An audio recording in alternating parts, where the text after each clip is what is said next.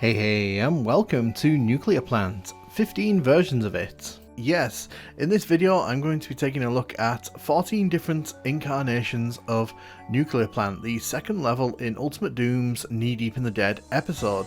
And we're going to start here at the earliest incarnation of this level, in the Alpha 0.3 build. This is one of the earlier builds for Alpha Doom, and as you can see, it kind of looks like Doom, but at the same time there's a lot of interesting differences here. You can see that the level layout will change quite dramatically. This center part here is still very much here, but the elevator where the imp is and the shotgun inside are not here yet. You can also see that there's no wing on that side of the level where the red key normally would be. Also means there's no outdoor bit with the supercharge yet. This is very early days for this level and for Doom in general. You can see by the hood and you can see by all the elements around this. The maze is here, but once you kind of go into it, the actual maze itself is very much unrefined at this point.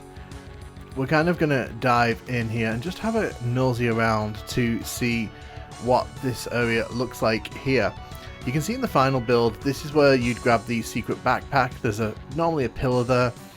You can see there's not much out here. It just kind of leads to a dead end. It hasn't all been connected up yet. And in case you're wondering, at this point there is no actual sound being made by the game. That's why I'm playing music over this, just because it would be pretty boring to explore this area without any kind of music. As you can see though, the maze has not yet been fully connected up, so what it leads to is a lot of pockets of areas that will eventually kind of form into the maze that we know and love in Nuclear Plant, but at the moment it's kind of a bit barren and it's kind of a bit meandering, because as we head out here you can see that we're just heading into this really random area, and I'm not even quite sure what this area is meant to be.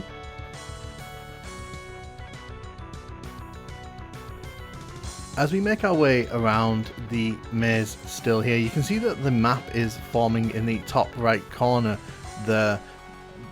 Let's head down this way here. I think that leads back to where we started. I'm pretty confident about that. You can see that the maze kind of also doubles back on itself and kind of circles around in multiple different directions.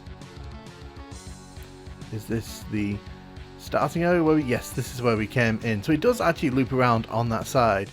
This is where the toxic pool would have been in the final version, but as you can see, it actually loops around to the starting room, which means that this would have been a lot more free-flowing as an area to explore. You can also see where the steps were, where you fight the imps and the zombie men. That is not here at all yet. This is just another lab room, it looks like. This level is definitely a lot flatter towards the end here. Let's head inside here and have a quick look around. So the room with the toxic sludge is not here. This is the room where you drop down in the lift and you can kind of see the sectors at the top there where you'd shoot down the imps. This area is not yet been dropped down, so it's still very much early days, as you can tell, and that's pretty much all there is in this level at this point. So now we'll dive into the 4.2 alpha here. This is a bit further along in development, and as you can see, our friends at the starter level are still here. You can also see when we explore around here, they still haven't put the lift there with the ammo box in it. You can see though that they have put what will eventually become the steps there. They've also marked out what I assume is going to be the secret room there with a texture on the wall, but they haven't quite added it in yet. So this is where you grab the red key in the final game, and you can see that they have started to add things in here. The outdoor bit is still not present, but it's still kind of impressive to see it make it at this point. You can also see that they've put this area in. There isn't a lift here. Obviously this isn't where you grab the shotgun in the final version of this level. They also haven't put a door here yet for the red key. Again, this part here still loops around.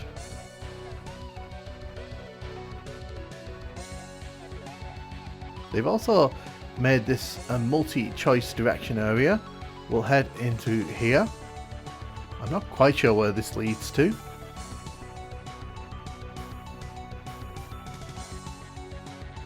You can see that they've put some steps in though, which is good. We didn't really see that many steps in the previous build of this level. Oh, you can see this brings you to the room where we were talking about earlier, where you've got the areas with the imps up top. So as you can see, they've kind of mapped out what the level's going to look like. And you can kind of see this is where the exit would normally be. So I assume this would have been the exit room still. Head back through here. This area is still like it was last time. There is no toxic pool here for the player to hurt themselves on. Likewise, they still haven't put the steps in this section here. The maze is still very much here. I don't know if they'll have done much to this, because it kind of feels like they still didn't quite know what they wanted to do with this area here.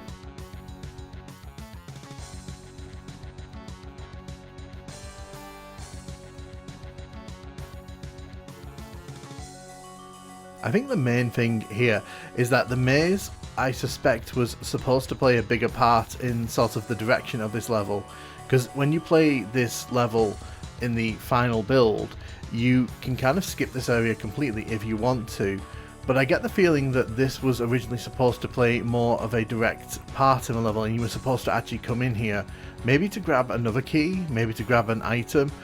You can definitely see the bones of what this level is going to become in the end. And as we take a look into the pre-release demo here, this was released to the media several months before Doom actually finally released, and you can see that it looks very, very much like the final version of the level. You can also see they've got the enemies working at this point, so we can actually shoot the enemies here. They have finally put the lift in there. Let's have a look in here. Have they finally... They have, and it's a slow lift. Ah, thank goodness they did not stick with this idea. The obsession with slow lifts in the beta of Doom cannot be understated. The imp was also just walking into the wall there, which was pretty fun. You can see at the back here, they've closed this area off completely, so it no longer sort of loops around. Secret area has been put in here. You're going to see some weird items as we kind of go around here.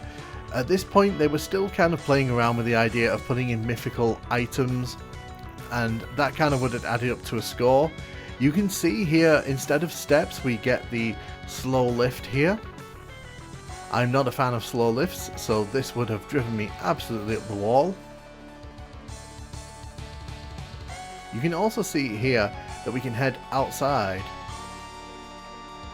I have no idea what most of these items do, so I will not try to sort of talk about them. I will give you a quick glance at them as we see them though. You can also see the sort of alpha sky texture when you look out into the sky there, which is pretty interesting. It should be noted they haven't put the chain gun out here yet.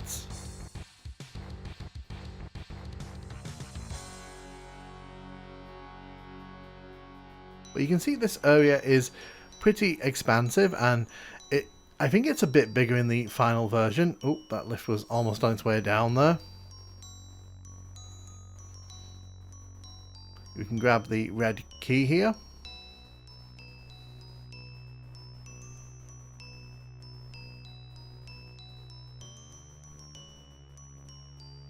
Obviously the red key, we've picked it up, but it's still on the floor there. What do you guys think? Would you have preferred these lifts to stay, or are you glad that they changed it to steps in the final version of this level? We'll head through here. Take out the zombie men. You can see that this area has in fact been closed off now, so it does have the toxic pool that you do see in the final version of this level. There's the imp fireball.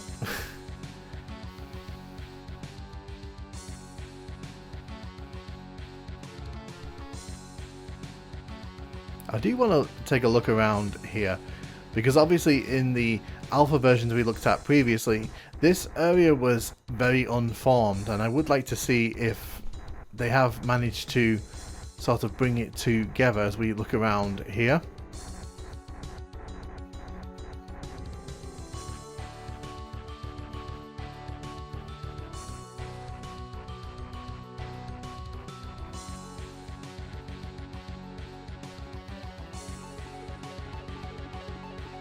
I do wonder if there's a bag of ammo behind that wall. I don't think there is.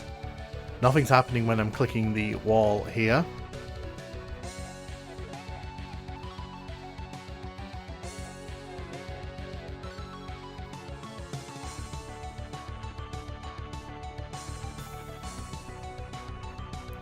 As you can see, the maze has kind of been looped around now, so it's fully explorable.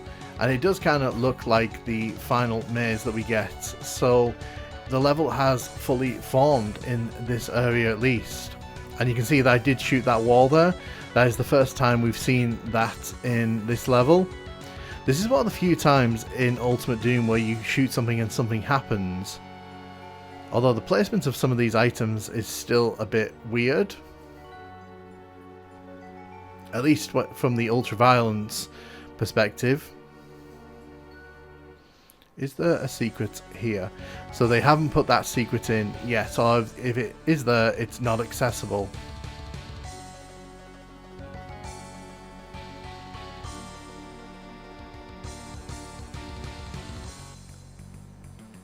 So the chainsaw is here now. And it's the chainsaw that we know and love, except the blades don't actually move on it.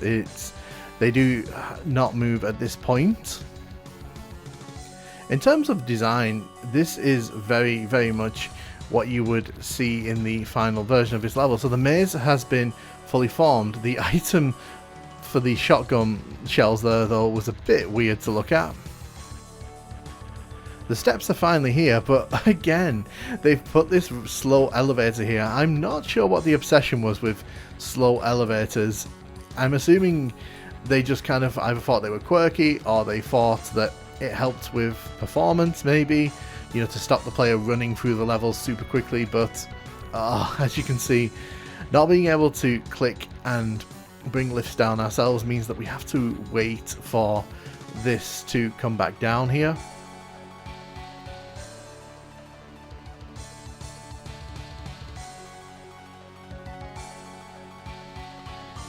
You can also see that this has toxic floor, which is kind of what the final version of this level looks like. However, it's more of a maze, and I kind of don't like that, because imagine if a new player makes it that far and they only have a little bit of health. They're basically going to be punished for not having a lot of health, and I think that's a bit mean. We'll drop down here. You can see that it's the same trap that we are used to seeing.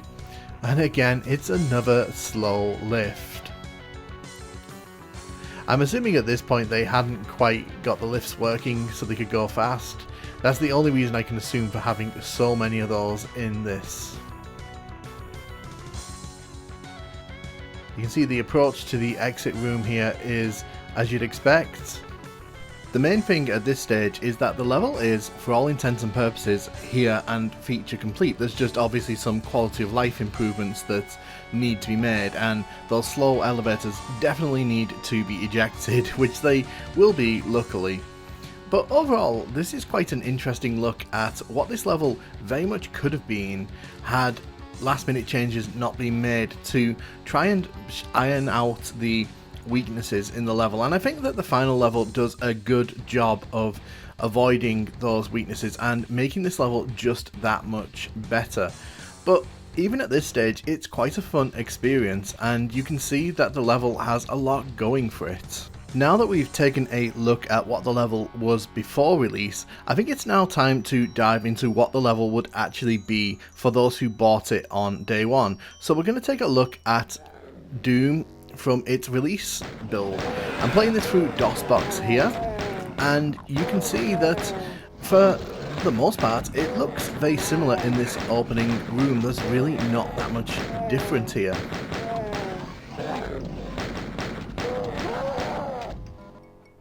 The interesting thing for me in this one is that we have the proper elevators in place, and what that means is that the level has a brisker pace to it. You're able to kind of get through it a lot quicker, because if you had to wait for the slow elevators to come up and go down, it would be such a nightmare. This imp is such a nightmare sometimes, I'm not even gonna lie. When you're coming up this elevator, sometimes he'll just wait at the top and claw your face off. It's quite an interesting challenge. What I'm going to do here, I'm going to sort of stop talking for a few minutes, and I'm just going to let you kind of enjoy what this level looks like and feels like to experience on your own terms.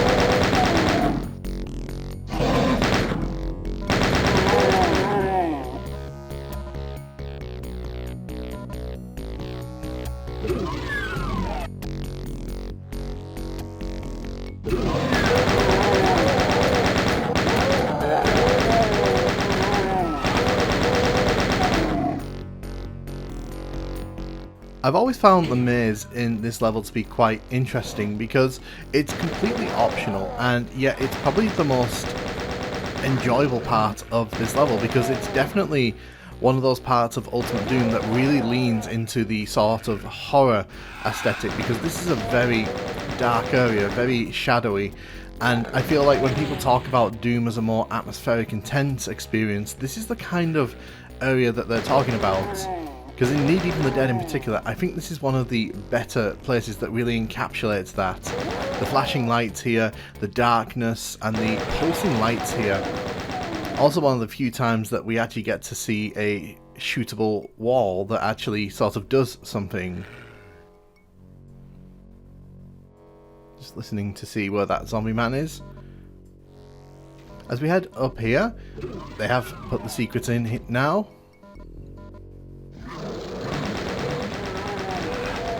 I also kind of like how with Ultimate Doom, right from the word go here, they have a lot of exterior spaces. So for example, there's big open windows there that let you look out, and it just makes the base feel that much more bigger, because it makes it seem like there's a world beyond what you're just seeing inside. One of the things with Wolfenstein is that as big as some of the levels are, it never feels that expansive, because you never get to see outside until the end of the episodes. And I've always felt that that was one of the weaknesses of Wolfenstein, is that the environments always kind of felt very kind of contained, whereas Doom does a better job of making it feel like there's an actual bigger world around the level. The main changes on this level though are in how the kind of flow of the level works, because as we go out here, when we came here in the previous build there was an elevator here, but now you can see it is just stairs, and they've also got rid of the maze there, so no longer are you forced to walk on the toxic floor, which I think is a lot fairer. I'm not a fan of forced pain encounters like that unless it's the end of an episode. This area is obviously still here. We even saw that this was in from quite an early build of this level, so that's cool. As we head down here, the final room here is pretty much the same as what we saw last time. It even has the same enemies, although I think they did add in the imp there. It's very hard to tell what difficulty we were playing on in the alpha builds, because I didn't really get a choice on that. But that was Nuclear Plant, as you know it, as you love it, and as it appears in pretty much all of the versions of Ultimate Doom, at least the ones that use the normal level builds. I think it's a very fun level. I think it's very underrated, and I think that it's one of those levels that really helps to make Knee Deep in the Dead just feel really impressive to play through. It makes great use of space, and there's a lot of fun different encounters that one can have in this level. But now what we're going to do, we're going to dive into the Jaguar level, because there are quite a few changes made here. This would become the blueprint for most of the 90s console versions of this level, and as you can see in the centre, they've got rid of the steps that lead up to that middle corridor there. You can also see that this opening area makes more use of the sort of silver base aesthetic than the bronze one that you saw in the PC version. The general layout of this room though is very much kind of the same, even if like some of the minor geometry is different. Like for example, the lift is still here, and there is still an imp at the top of it who will try to claw your face off. They nearly did claw my face off there. One interesting addition though is at the back of the room here, there's this little sort of alcove where the armour is put inside. I'm not quite sure why they did that. There's no enemies in there, and it's only really in certain versions where enemies are actually put into that space. This secret is also way more pronounced. On the outside you can see that they've actually used the sort of bronze metallic texture to kind of highlight that there is a secret there.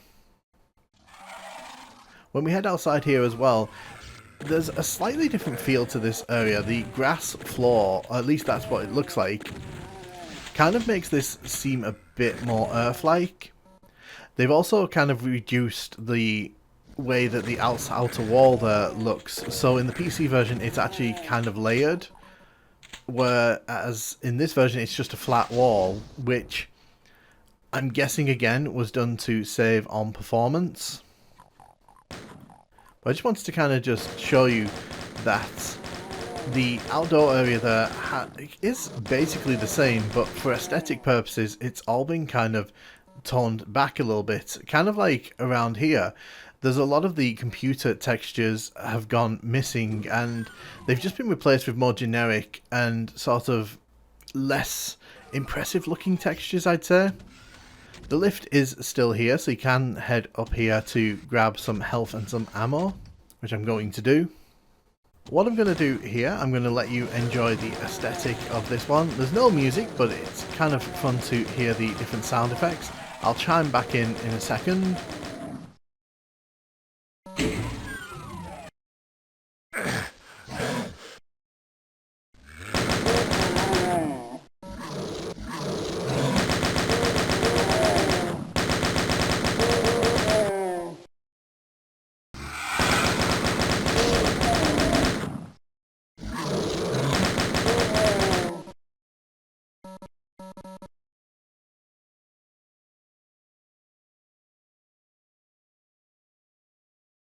You can see that the lighting effects in this part of the maze are still very much in effect. This area doesn't dim quite as much as well. Looking at this on a CRT TV, you might get slightly darker results, but looking at this on my computer monitor here, it's definitely not as pronounced or as dark. The shoot to open mechanic is still there. Is the secret? It is still here.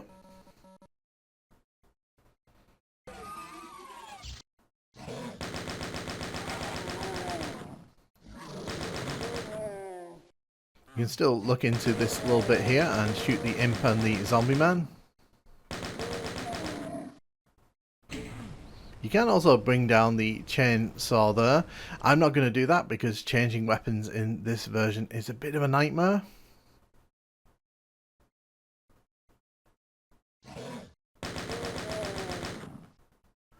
One thing as well I think I've noticed is that a lot of the enemies are a bit easier to spot in these versions. Some of the enemies don't sort of dim with their surroundings, so in some of these versions they end up kind of lighting up a lot more clearer, which makes it easier to see them and kind of takes a bit of the tension out of exploring this area. It does kind of need to be said that the lack of in-game audio here really does kind of steal from the feeling and the mood that this part of the level creates. It is fun though that the secret is still here. If you didn't grab the earlier backpack, that's a good spot to grab it again.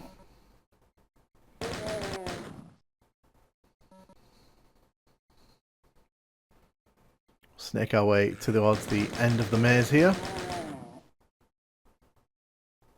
Overall, I still think it looks pretty impressive, this area. It's not quite as visually stimulating as the PC original, but I do think that it's still pretty neat to sort of see the darkened areas, even if the effect is somewhat lost. You can also see that this area here is still very much in the game, which is good to see. It would have been easy for them to cut this whole section out, I feel. I feel like this area in particular, this was designed specifically by John Carmack at the request of Romero, because he wanted an area that kind of showed off the different height capabilities of the Doom engine, and I feel that this room would have been very easy for them to cut out, but it's still very impressive to kind of come through here. You can see that this room has been made straighter, so you don't have to sort of snake around. They've also got rid of the lift at the end of this one, so you don't even need to drop down. The outdoor area is still there, but you can't access it. And again, the music does play, but on the intermission screen, which is pretty crazy in my opinion.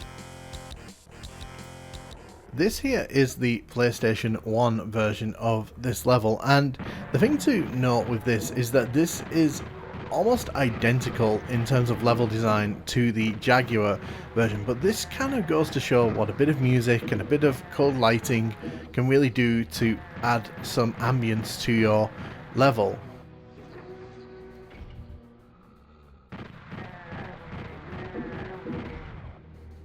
What's interesting as well is if we go to the back here, there's actually a chain gunner to the left hand side here. Again, one thing that PS1 Doom does do really well is that it does add in enemies at random points, and they can prove to be a bit of a pain. I'm going to head up here and grab the shotgun.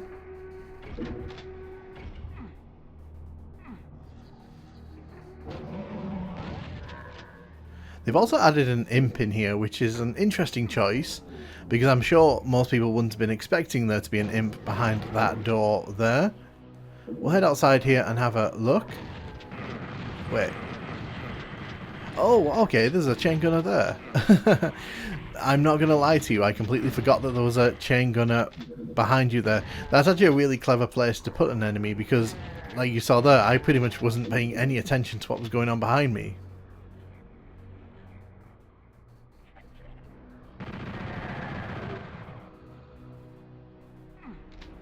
Grab that chain gun off him.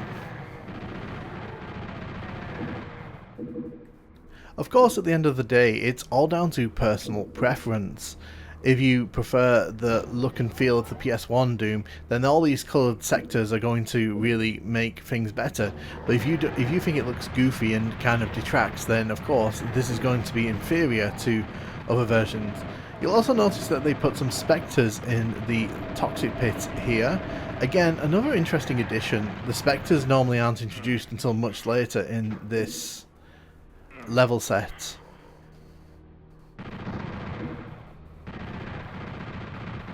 I also kind of dig how you saw there for a second, but when we dive into the maze, you'll see it a bit more. Just how dark this area is. Like, they really kind of turn the lights off here. The cold sectors and the dimming of the lights really does kind of make this a much more terrifying prospect. I'd argue a bit too much, because it's actually quite hard to see where you're going at points. But what I'll do, I'll let you enjoy the ambience of this for the next little bit, just so you can kind of get a flavour of what PS1 Doom kind of looks and feels like.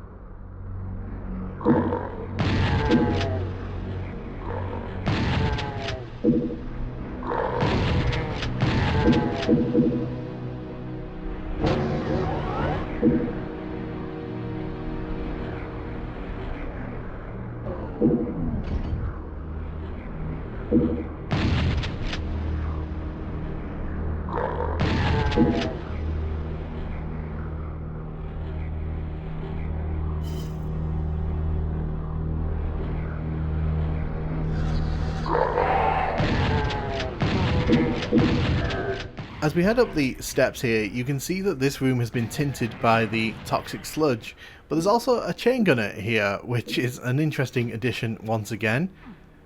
The secret entrance here is still active.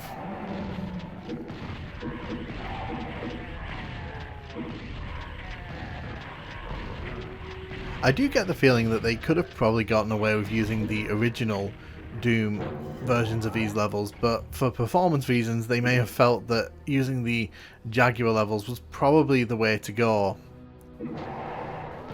Look how much darker this room is.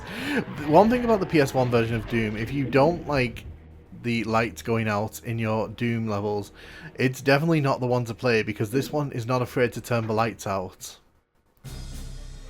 And that is Plant. They actually removed the nuclear in this version. No idea why that is, but hey ho. So that was PS1 Doom, and we're now going to compare it to its direct successor, which is the Sega Saturn version. The Sega Saturn version of Doom here, and this is Plant, as it's called. As we discussed in the previous level, one of the things with Sega Saturn Doom is that it has all of the hallmarks of PS1 Doom, except it kind of strips away some of the more fun aspects, so you kind of end up with these more normal looking Doom levels. So this is kind of what it would be like if you put these onto any other version of Doom. The chain gunner is still here. It's a shame that that kind of feature where Doom 2 enemies are put into Doom 1 levels is kind of wasted on such a rubbish version of Doom here. I'm just going to let you enjoy the atmosphere of this one for a few minutes here.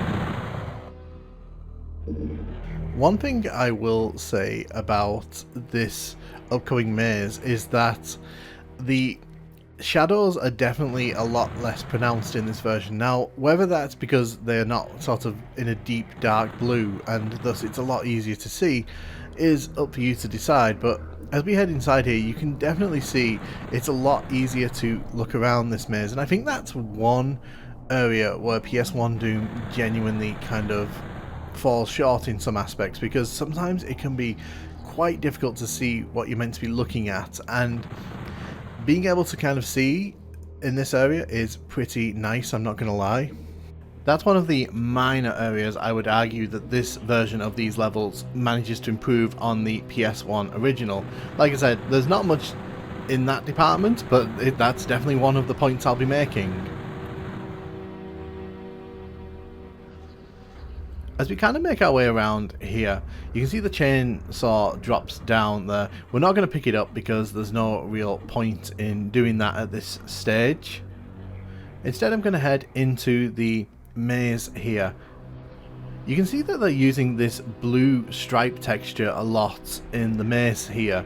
And one thing that you'll notice is that a lot of these console versions kind of pick and choose which texture they want to use in this area. It's one of the biggest variations between all of the versions. What is interesting to note as well is that this maze hasn't been shrunk down in this version, in any of these Jaguar versions. It's interesting because I would have figured this would have been one of the prime areas to get cut down, but for all the cuts and changes made to these levels, this is not one of them.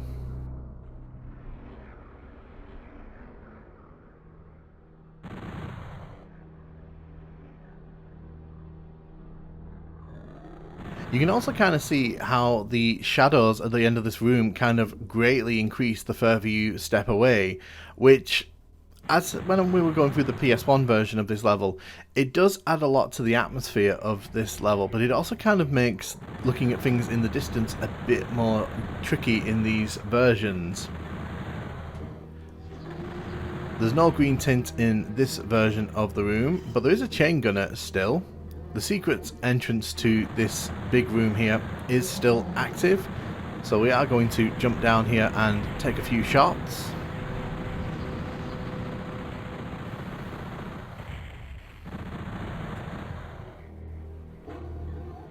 The performance in that room, shockingly, is no worse than in most of the rest of the level. Not that that's a compliment by any stretch. The Saturn version, oof, you saw that there. That door did not open smoothly. There's still the outdoor area here, which is pretty cool.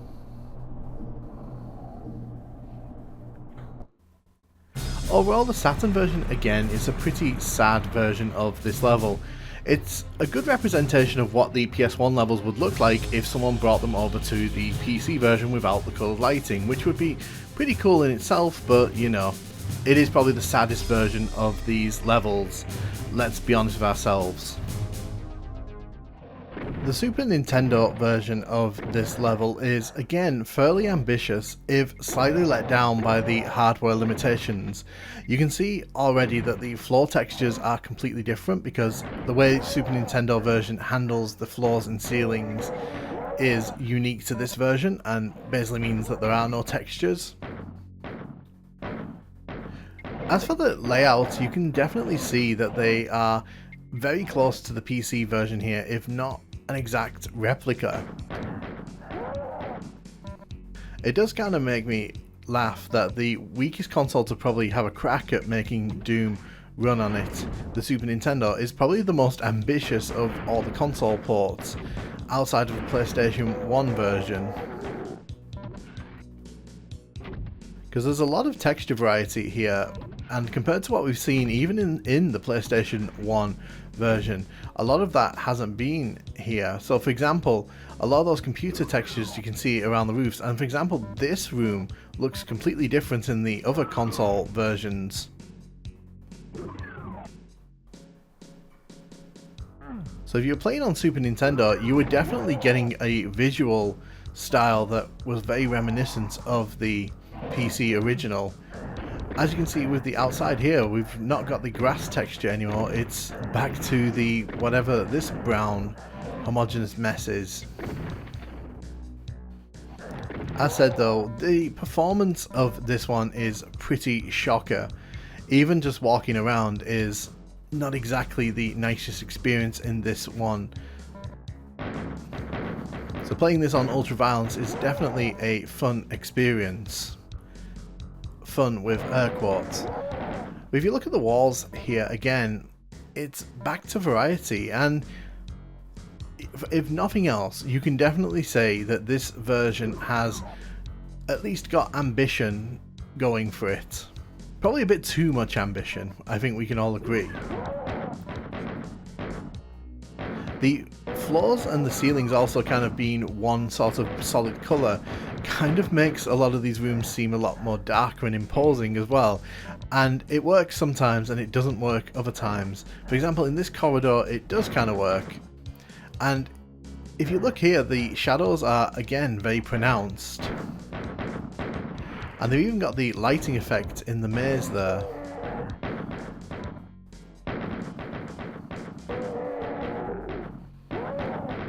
There is one change though coming up, and it did make me laugh the first time I saw it because it kind of is an odd choice, and you'll see when we go inside the maze what I'm kind of referring to here. The wall textures have been pretty great so far in this version, but in here they've basically decided to make this white texture the only texture you see throughout this whole maze. You'll also notice that the shoot to open thing has not been put in here. You actually have to click that open, which is the first time we've seen that in any of these levels. But going back to that white texture, I assume it was done to make it easier to find your way around the maze, which kind of defeats the purpose of having the lights flicker and things be darker to see, in my opinion. But what I'm going to do, I'm going to let you kind of just enjoy the atmosphere as I explore the rest of this maze.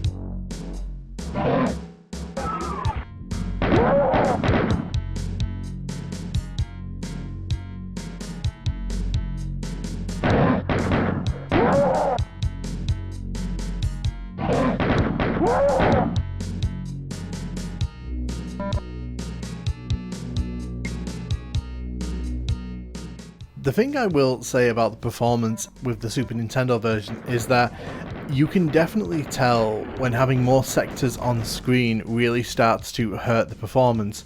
In rooms where there's not that much complex sort of height difference and geometry going on, things are not that bad. But as you're about to see when we jump down here, this room is going to pretty much push the Super Nintendo to its kind of breaking point, because it does not like this kind of variation at all. There's a lot going on here, and if there was one room to get rid of, this probably would have been the one.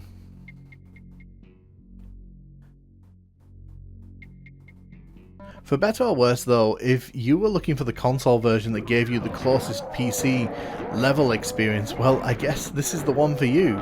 They've even left in the little elevator at the end here. It's kind of remarkable how close it tries to emulate the PC version, probably to its own harm, but definitely something worth talking about at least. As flawed as that idea is, it does give the Super Nintendo a really unique perspective when it comes to this level, which isn't the same as what can be said for the 32X version here. We're pretty much back to the stock experience here for the Jaguar levels, And I think what makes this level particularly hard to play through is the music. I'm just going to let you have a long listen to this because it needs to be experienced.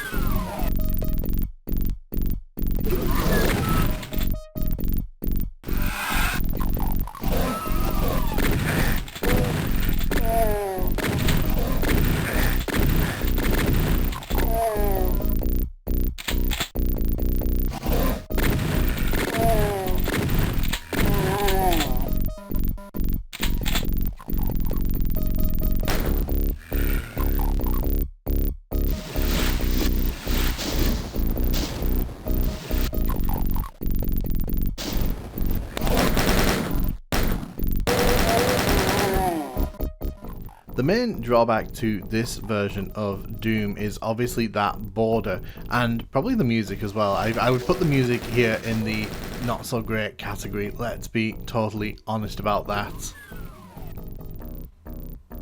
Ultimately though, I feel that to say that this released so early in the release of console Dooms, it's definitely not the worst way you could experience Doom. The big problem with this version of Doom is that it has one of the lowest level counts, so even in terms of the other console releases, not all of the levels make it into this one. It's quite a slender package for what you're paying for.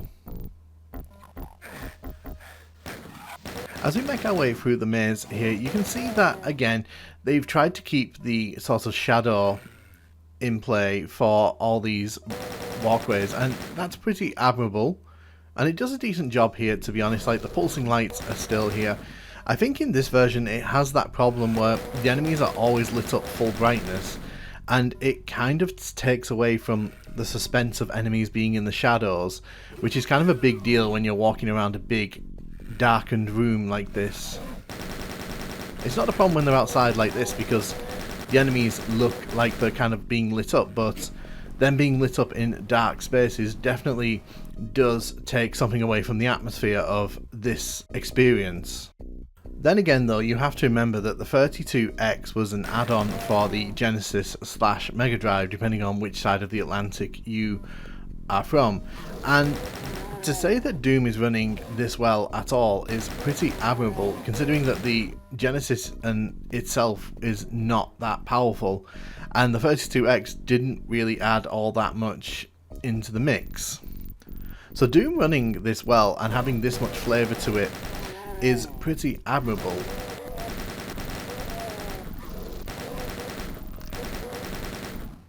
Although we didn't hear the barrel explode there, the zombie man just kind of crinkled, and that's how we kind of knew something had happened.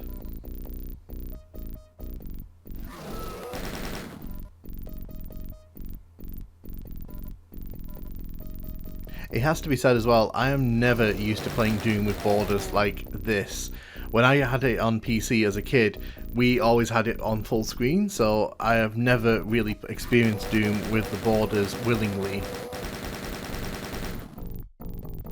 But it is a good way of lowering the rendering resolution and taking the strain off the hardware, which of course, with this kind of hardware, every little counts.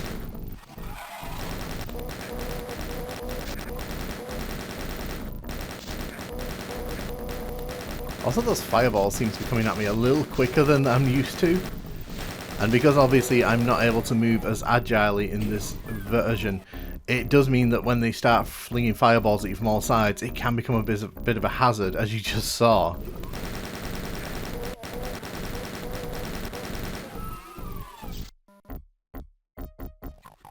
for all intents and purposes, this is a fun way to experience Doom. If you were going to force yourself to play one of the console versions, this is one of the ones I would actually go out of my way to experience, and you can do because there's multiple emulators to do so. But we'll go from this one to what is probably the worst Doom experience.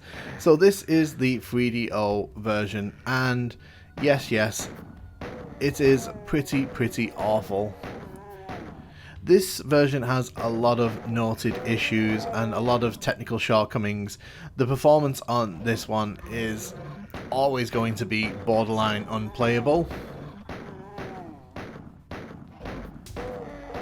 And because they tried to keep the gun speed as it is normally, it kind of means that you end up really slowly shooting into crowds of enemies.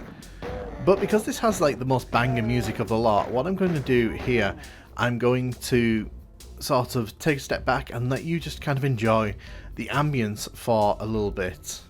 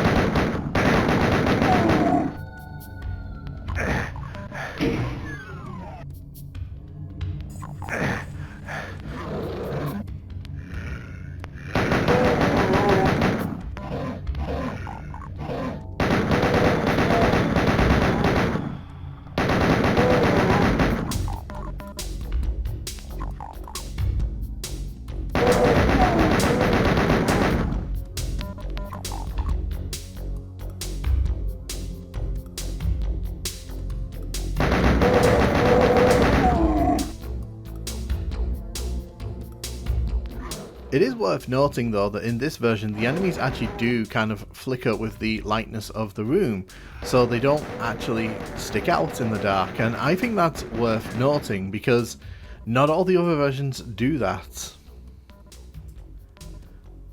Unfortunately, as you're seeing here, even going up simple stairs like this is not to the 3DO's liking. I do think that if there was a version that needed things cut out of it, this was probably the level and the version of Nuclear Plant that could have got away with cutting out the maze entirely, I feel.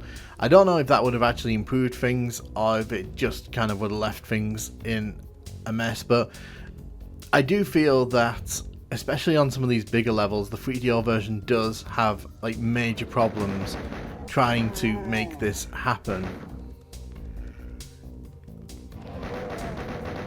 But this version of the music in particular, it really does go well with creeping around this maze, because it does have that creeping sort of sense to it, this music. And for all the negative things you can say about this version, of which there are many, the music is just leagues ahead of what was on the other consoles, and I'd argue probably the best version of any of the console ports of Doom up until the recent 2024 release. I think it's just that good, especially when you listen to some of the other console ports in this video and you quickly realize that all of them were kind of like offering up very different experiences. This one just goes all out, and I think it's an admirable part of this port, even if the port itself is absolute garbage. It does do a decent job as well of keeping things looking pretty tense as you're walking around this maze. So again, as terrible as the performance is, and I'm going to have to say that a lot, it does at least kind of have the appearance of Doom and the tone that it's trying to reach for. Although, as you can see here, fighting on stairs with all those sectors and all of that enemy movement, magnificent for the frame rate.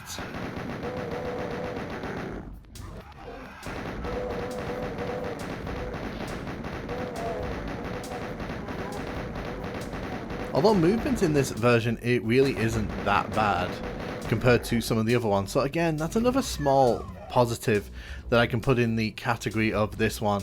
This is definitely not the worst way to move DoomGuy. It feels like you're moving him through custard, but it's definitely not the most sluggish way to move him around compared to some of the other versions.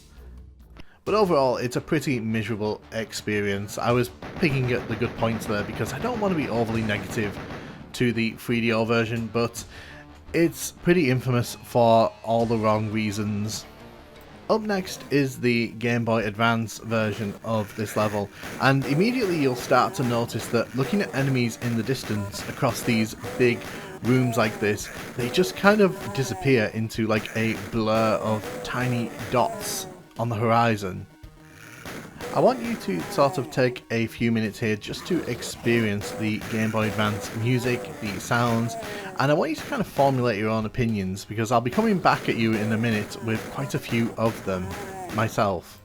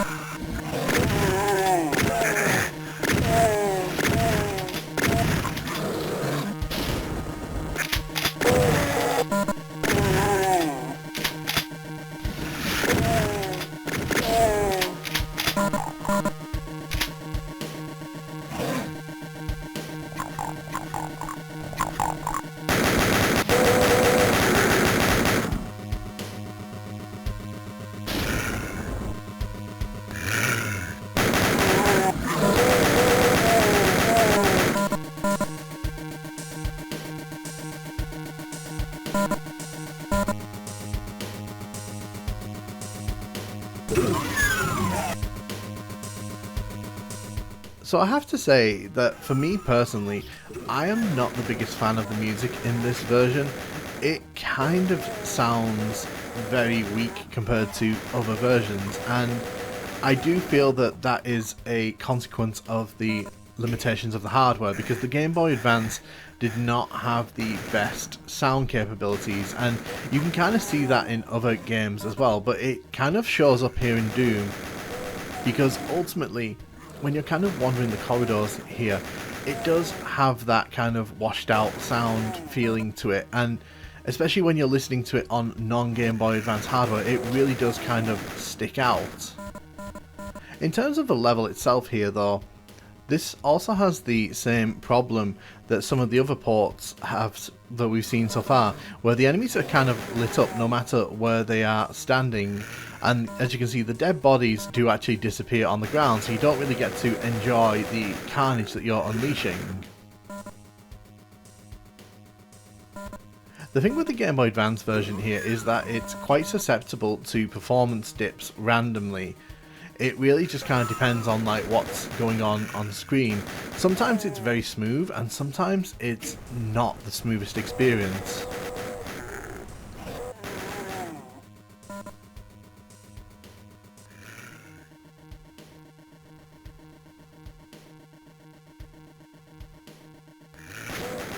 It also means when zombie men are kind of creeping up behind you, as this maze kind of encourages them to do, they do kind of show up pretty easily and you kind of know where to go to shoot them, which I feel kind of defeats the purpose of this area. In a bit I'm going to show you the dynamic lighting. I'm just kind of showing you how this version does attempt to sort of recreate the lighting experience, and it's interesting because Doom 2 on Game Boy Advance completely bypasses that by turning the brightness up on everything to absolute max, which is definitely a stylistic choice. In this version though, they do give you the choice, and as I mentioned, it does impact performance depending on whether you have it on or not. Let's finish you off. I'll show you quickly here because this is actually a really good spot to sort of show this off. You can see here all the shadows. If we go into the options here and turn off, ooh, let me just do that. If you put on the static lighting, you can see that the feel of this area changes completely. This becomes just another area and it kind of robs this section of its mood entirely and basically turns Doom into basically Doom 2 on Game Boy Advance, which I'm definitely not a fan of. Like I mentioned, the biggest problem with having dynamic lighting on is that if you're playing on real hardware, it does have an impact on frames and it can get pretty hectic at points, in particular at points like this. In some of these console versions, we're seeing these stirs really do kind of like bring out the performance gremlins, which is understandable because there's a lot of sectors and a lot of height differences going on.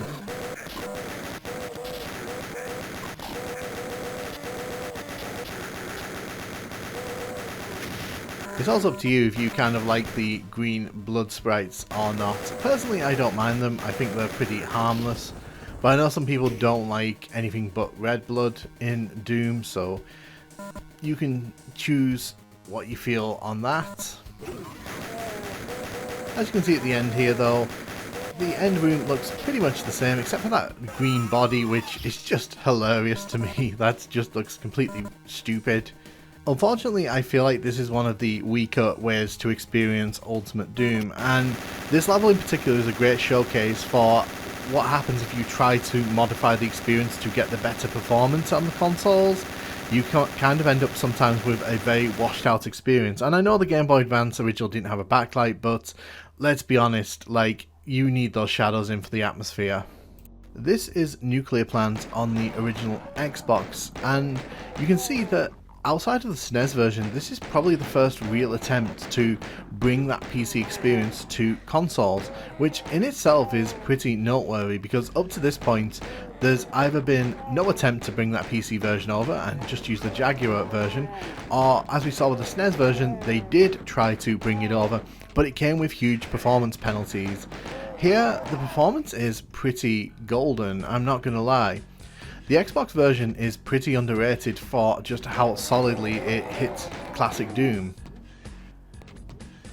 But this is also where a lot of the sound pitching starts making itself very known, and I kind of want to give you a chance to experience that, so we're going to take a few minutes here so you can just listen and experience the ambience of this version.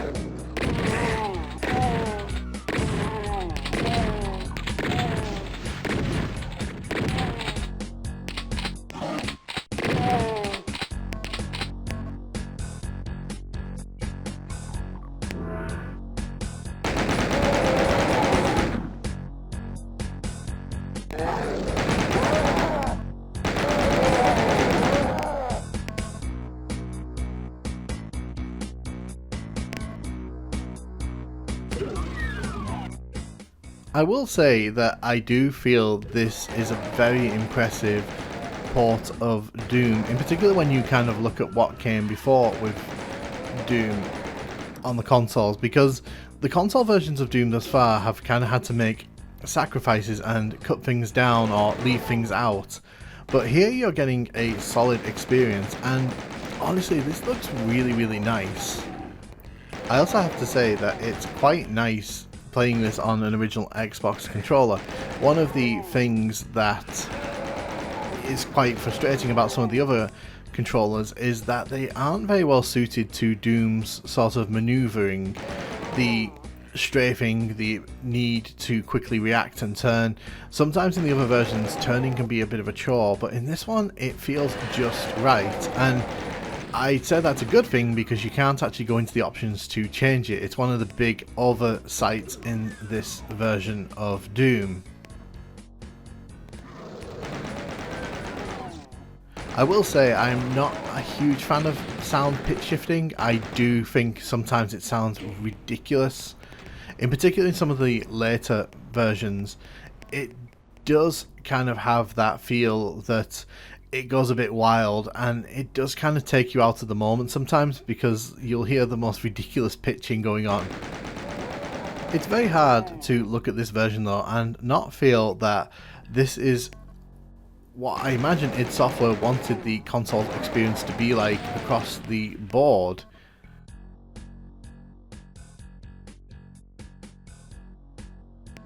The only thing I would also say about this version is that it's probably the least customizable version. You're pretty much not allowed to change any aspect of this. So whereas in the Game Boy Advance version we could turn the static lighting on and off, in this version that's not an option at all. In fact, there isn't an options menu at all. So you're pretty much forced to experience this game how the developers wanted you to experience it. This can be a good thing, but it can also be a bit frustrating, because sometimes the music can be a bit overpowering and sometimes you just kind of want to dial it down just a little bit, but you can't do that in this one. But this staircase here, which has caused problems for a few of the console ports, absolutely effortless.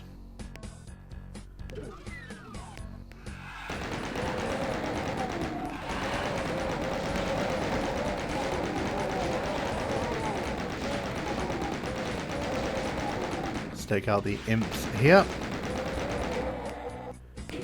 The main takeaway from this is that Doom on original Xbox is pretty much an underrated powerhouse. It performs Ultimate Doom to the best of its abilities, does it pretty flawlessly, and it looks pretty great as well. Like, it's definitely nothing compared to the Xbox 360 port that you'll see in a second.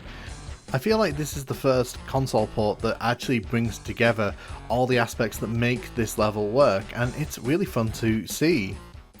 This right here is the first high definition version of this level, and you can see that it is again using the original level set here. You can see that on the floor the textures have been kind of cleaned up a little bit and things kind of pop a little more in the Xbox 360 version here.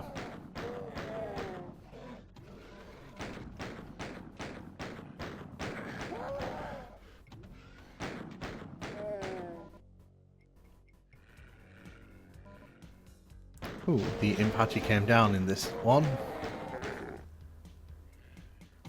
For all intents and purposes, this and the BFG edition are pretty much like for like. I feel like the BFG edition has some ever so slightly more sound pitching that goes on. It's a lot more aggressive in that version, but for every other aspect measurable, it is basically the same. And overall, it's a pretty fun way to experience Doom. You can definitely see that they took their time on this one to make it pop in high definition, and I really appreciate that, because as much as I like the original Xbox version, I kind of feel that upscaling it to this scale on big TVs, it really needed to be sort of re-looked at, and some of the textures just needed to be brought up to speed, and I feel this version does a great job of doing that. Because this version does look gorgeous. What I'm going to do here, I'm going to let you kind of have a listen to the ambience again, and I'll catch up with you in a minute.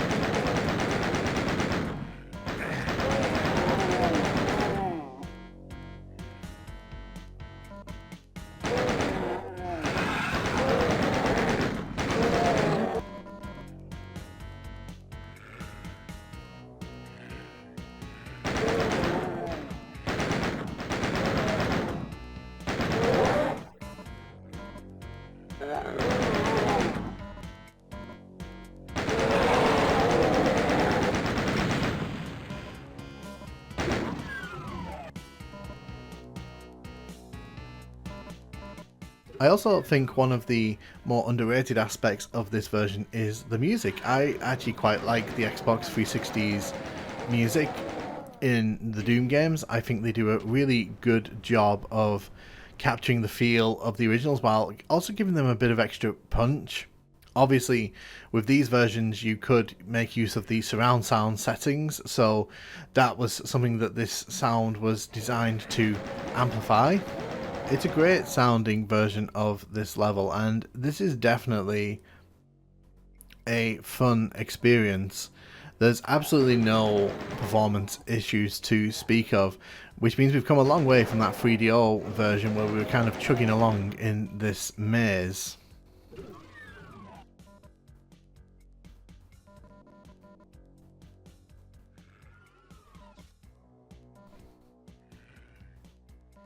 As we make our way around this corner, we'll shoot the zombies.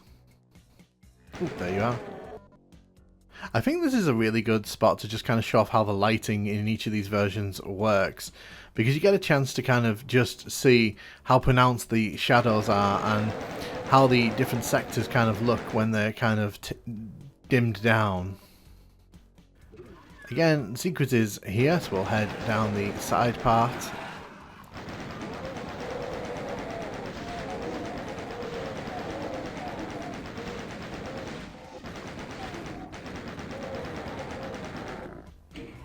The switch, and again they have the curved room here, and we're pretty much at the end of this one. Overall, I really like this interpretation of this level. I feel overall the 360 and the PS3 version of this obviously would just do a good job of capturing what the original intent was in terms of art style, and it's just a really fun way to experience this level, I'm not gonna lie to you.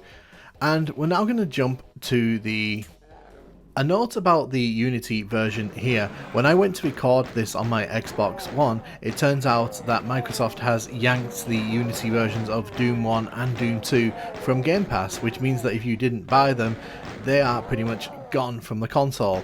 I did want to record them on console because this is mainly looking at the console ports, but this is the PC Unity version. The biggest difference you'll see in this version here is that you can have full widescreen. I personally prefer playing in the original aspect ratio, but I know a lot of people prefer having widescreen, in particular on the monitors and the TVs, because it makes it just look that much nicer. And I think it's a nice addition that you can actually do that on the fly in this version. The fact that you can change how the game looks to fit your needs is pretty cool in my opinion.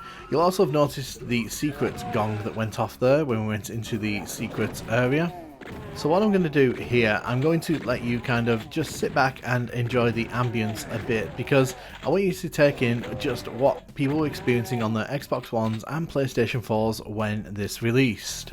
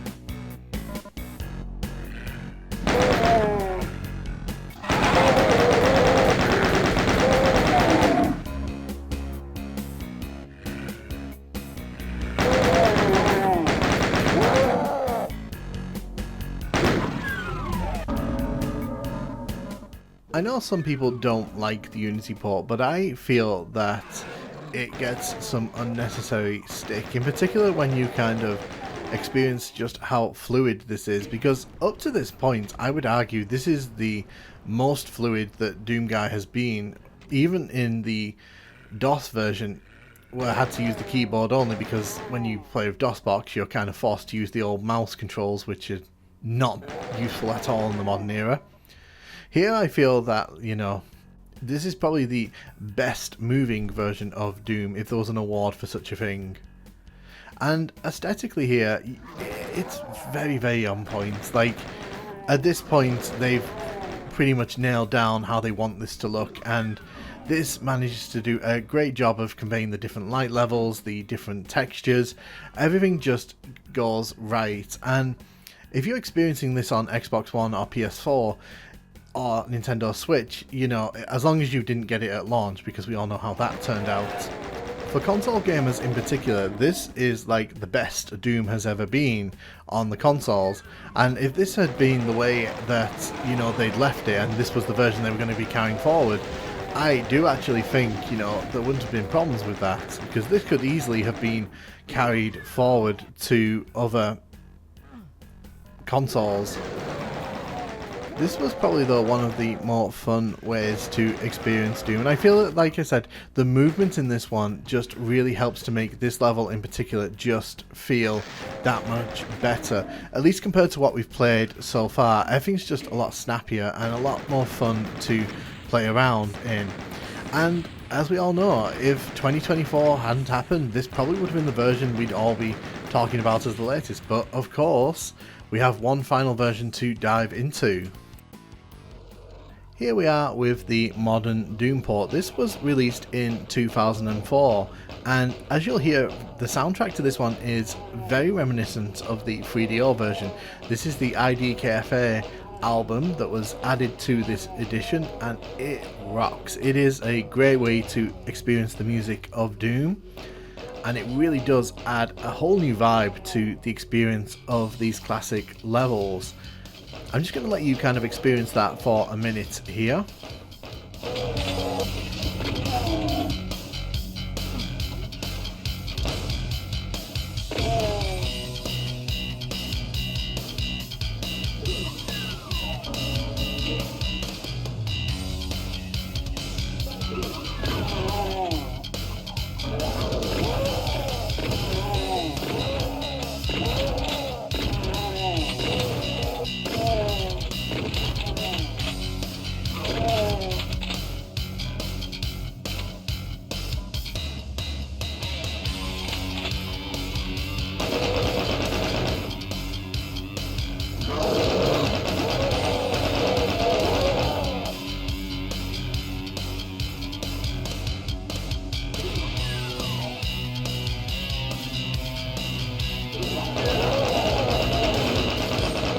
I do like the default look of this version. Like we've been saying for the past few incarnations, it's very clean at this point. It's very clear that they know exactly how they want the game to look and be experienced on televisions, and again, I think this is the best Doom has ever looked. I feel that in an official capacity at least, this is a very, very, very strong way to experience Doom. There's no performance issues, and there's no weird graphical issues like we've seen in some of the console ports, and the lighting is on point. As you can see there, the lights were flickering away. As we head up to the secret here, you can see that things are as they should be. What I really like about this edition as well is that if you really want to customize your experience, you can change the field of view meter, you can change how the game looks in terms of detail. You can make this look quite close to the original DOS version by bringing the internal resolution down or up, depending on how you want it to feel. I personally prefer to have it up because I think that at the base level it doesn't quite look right, in my opinion, compared to the DOS version. It's not 100% reflective of how it looked back in the day, but obviously this is trying to recreate it, and I think it does a good job on that. Again, you know, at this point you can't be too surprised to see all of this level here. There's no reason at all why they would cut any of this out, and we've definitely come a long way from those slow elevators. Like I said, I really like this level. I think it's very underrated in the Doom canon, and I feel that it definitely helps to bolster the experience after Hangar, because I feel Hangar does a great job of introducing Doom. I feel this level does a lot of the heavy lifting in showing you what Doom is actually about in terms of collecting keys and the overall experience.